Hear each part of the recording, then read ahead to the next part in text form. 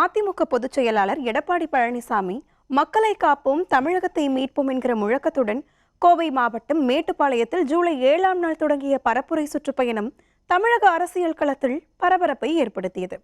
2026 சட்டமன்ற தேர்தலுக்கு முன்னோட்டமாக அமைந்த இந்த பயணம் அதிமுகவுக்கு மறுவாழ்வு தருமா, எடப்பாடியின் தலைமையை மேலும் வலுப்படுத்துமா என்கிற எதிர்பார்ப்பை அக்கட்சியினரிடையே ஏற்படுத்தியிருந்தது. இந்த நிலையில் கள நிலவரம் என்னவாக இருக்கிறது, இந்த பயணம் ஏற்படுத்திய தாக்கம் என்ன, கட்சி தொண்டர்கள் மற்றும் நிர்வாகிகளின் எண்ண ஓட்டங்கள் என்னவாக உள்ளன, அன்வர் ராஜா மற்றும் மைத்ரேயன் போன்றவர்களின் கட்சி தாவல் போன்றவற்றை தற்போது பார்க்கலாம்.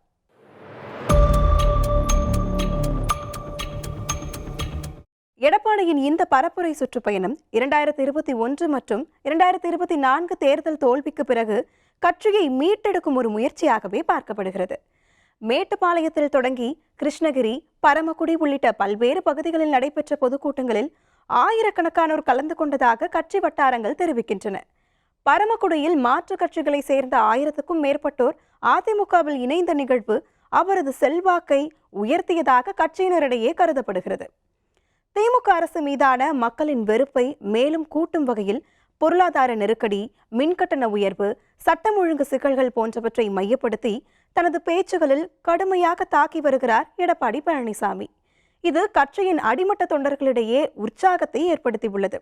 எடப்பாடியின் பயணம் ஆட்சி மாற்றத்துக்கு நாங்கள் ஆயத்தமாக இருக்கிறோம் என்கிற செய்தியை அதிமுக தரப்பிலிருந்து மக்களுக்கு எடுத்து சென்றுள்ளது.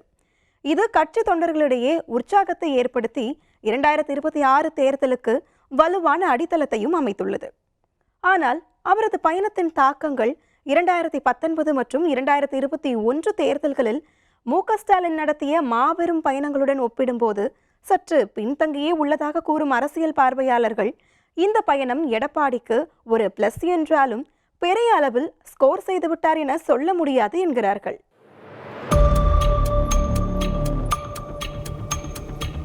அதே நேரம் எடப்பாடியின் சுற்றுப்பயணத்தால் கட்சியின் அடிமட்ட தொண்டர்களிடையே மீண்டும் நம்பிக்கை துளிர்விட தொடங்கியுள்ளது என்பதை மறுப்பதற்கில்லை. ஜெயலலிதாவின் மறைவுக்கு பிறகு அதிமுகவில் உட்கட்சி மோதல்கள் மற்றும் தலைமை பற்றாக்குறையால் கட்சி வலுவை இழந்தது. ஆனாலும் அதையெல்லாம் எடப்பாடி பழனிசாமி அடித்து நொறுக்கி ஒற்றை தலைமையை உருவாக்கி கட்சியை ஒருங்கிணைத்திருப்பது அவருக்கான ஒரு மாபெரும் வெற்றியாகவே பார்க்கப்படுகிறது. இது மட்டுமல்லாமல் புரட்சி தமிழரின் எழுச்சி பயணம் என்கிற கவர்ச்சிகரமான முழக்கம் அதிமுகவின் வாக்கு வங்கியை மீட்டெடுக்க முயல்கிறது. கிருஷ்ணகிரியில் நடைபெற்ற பொதுக்கூட்டத்தில் 2026 அதிமுக தனிப்பெரும்பான்மையுடன் ஆட்சியமைக்கும் என எடப்பாடி உறுதியாக கூறியது தொண்டர்களிடையே பரவலான வரவேற்பை பெற்றது. அதே நேரம் எடப்பாடியின் இந்த பயணம் புதிய வாக்காளர்களை ஈர்க்கிறதா என்ற முதன்மையான வினாவையும் எழுப்பியுள்ளது. புதிய தலைமுறை வாக்காளர்களை ஈர்க்க எடப்பாடியின் பரப்புரையில் புதுமையான முறைகள், அதாவது சமூக ஊடகங்களை பயன்படுத்துதல், இளைஞர்களை மையப்படுத்திய கொள்கைகள் போன்றவை பற்றாக்குறையாகவே உள்ளன.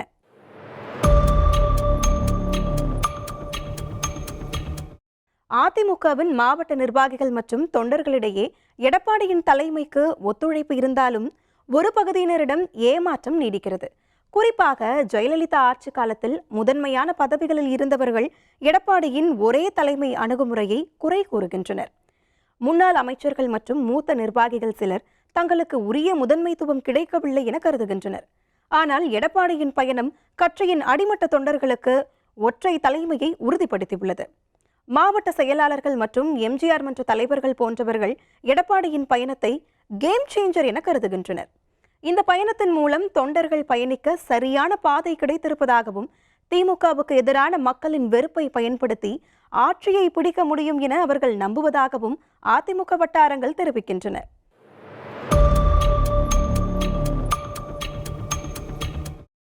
இந்த நிலையில் அன்வர் ராஜா, மைத்ரேயன் ஆகியோர் அதிமுகவை விட்டு வெளியேறி திமுகவுக்கு தாவியது எடப்பாடிக்கு ஒரு பின்னடைவாகவே பார்க்கப்படுகிறது. இவர்கள் கட்சியின் முதன்மையான முகங்களாக இருந்தவர்கள் அல்ல என்றாலும் இவர்களின் வெளியேற்றம் அவர்கள் சார்ந்த சமூகங்களிடையே அதிமுகவின் செல்வாக்கை இழக்க செய்யலாம். அதே நேரம் எடப்பாடி இதை ஒரு சுத்திகரிப்பு செய்யும் செயலாகவே பார்க்கிறார்.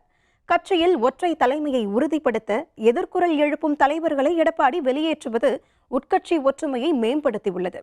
ஆனால் இது நீண்ட கால அளவில், குறிப்பாக பாஜகவுடனான கூட்டணி பேச்சுவார்த்தைகள் தோல்வியடைந்தால் கட்சியின் வாக்கு வங்கியை இழக்க நேரிடலாம்.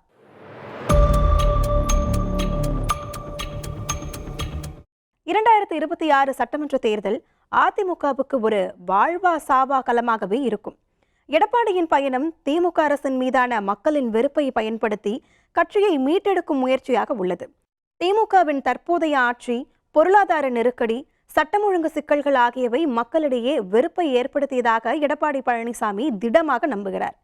இதை பயன்படுத்தி தன்னை வலுவான ஒரு மாற்று அரசியல் பேராற்றல் கொண்டவராக நிலைநிறுத்த முயல்கிறார். ஆனால் பாஜக, அமமுக, ஓபிஎஸ் ஆகியவற்றுடனான கூட்டணி பேச்சுவார்த்தைகள் இன்னும் தெளிவாகவில்லை. இது வாக்கு வங்கியை பிளவுபடுத்தும் பேரிடரை உருவாக்குகிறது. பாஜகவின் வளர்ச்சி, நாம் தமிழர் கட்சியின் எழுச்சி மற்றும் திமுகவின் தொடர் நலத்திட்டங்கள் ஆகியவை அதிமுகவுக்கு அரைக்கூவலாகவே இருக்கின்றன. புதிய வாக்காளர்களை ஈர்க்கவும் கூட்டணி உறவுகளை உறுதிப்படுத்தவும் எடப்பாடி இன்னும் பல மைல்கல்களை கடக்க வேண்டியுள்ளது.